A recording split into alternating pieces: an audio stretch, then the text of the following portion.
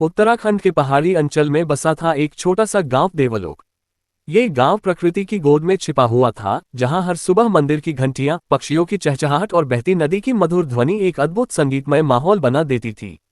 लेकिन इस गांव की असली पहचान था संत आत्मबोध। संत आत्मबोध कोई साधारण साधु नहीं थे। वे वर्षों तक हिमालय की कंदराओं में तप कर लौटे थे।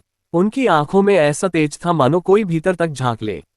वे न तो प्रवचन देते थे, न ही कोई चमत्कार दिखाते। बस चुपचाप गांव के बाहर एक पुरानी कुटिया में रहते और जो उनके पास आता उसे बस ध्यान से सुनते। लोग कहते थे जो भी संत आत्मबोध के पास गया वह वैसा नहीं रहा जैसा गया था। एक दिन एक युवक गांव में आया। नाम था उसका अर्जुन। शहर से आया था। उसकी चाल में घमंड था, चेहरे पर झुंझलाहट और आंखों में सवाल। वह सीधा कुटिया पहुंचा। क्या आप ही आत्मबोध हैं? उसने पूछा। संत मुस्कराए। तू कौन है? मैं अर्जुन हूं। मैं जानना चाहता हूं जीवन का अर्थ। क्यों हम जीते हैं? क्यों दुख है? क्या ईश्वर सच में है या सब कल्पना है? संत ने उत्तर नहीं दिया, बस उठे और अर्जुन को पीछे बुलाते हुए कुटिया से बाहर निकल पड़े। संत अर्जुन को पास की नदी तक ले गए। वहां बैठ गए और आंखें मूंद लीं। अर्जुन ने कुछ पूछा नहीं। थोड़ी देर बाद बोला, आप कुछ कहेंगे नहीं? संत ने आंखें खोली, प्रश्न का उत्तर मौन में है। बैठ, सुन नदी को। अर्जुन झल्लाया लेकिन बैठ गया। घंटों बीते। नदी की कलकल, हवा की सरसराहट, दूर से आती घंटियों की ध्वनि, कुछ धीरे धीरे अर्जुन के भीतर उतरने लगा। उसकी बेचैनी थमने लगी। रात तक वह मौन हो गया। संत बोले, जब बाहर का शोर थमता है तब भीतर की बात सुनाई देती है।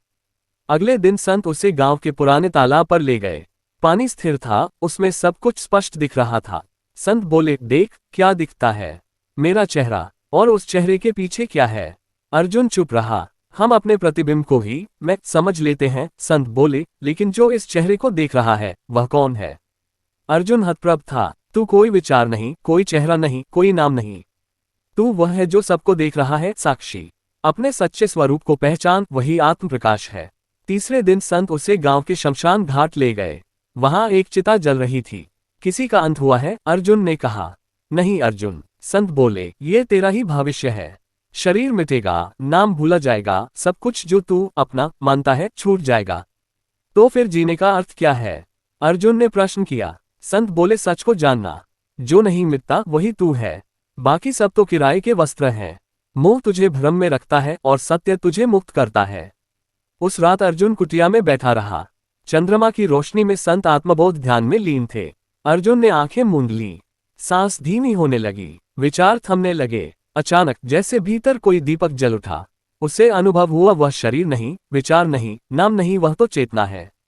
एक नितांत शांत, असीम, आनंदमय अस्तित्व जिसे शब्दों में बांधा नहीं जा सकता। जब आंखें खोली, संत मुस्कराए।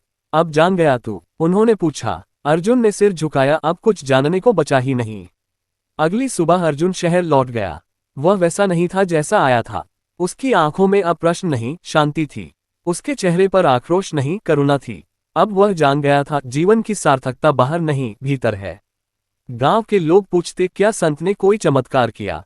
अर्जुन हंसता, नहीं, उन्होंने मुझे मेरे भीतर झांकने दिया। यही सबसे बड़ा चमत्कार है। संत आत्मबोध अब भी वही रहते हैं। कोई आता है, कोई नहीं आता, लेकिन जो भी आता है अपने भीतर के दीपक को जलाकर जाता है।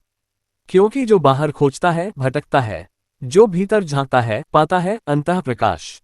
अगर आपको ये कहानी अच्छा लगा हो तो लाइक और सब्सक्राइब करें और अपने दोस्तों को शेयर करते हुए एक अच्छा सा कमेंट भी जरूर करें।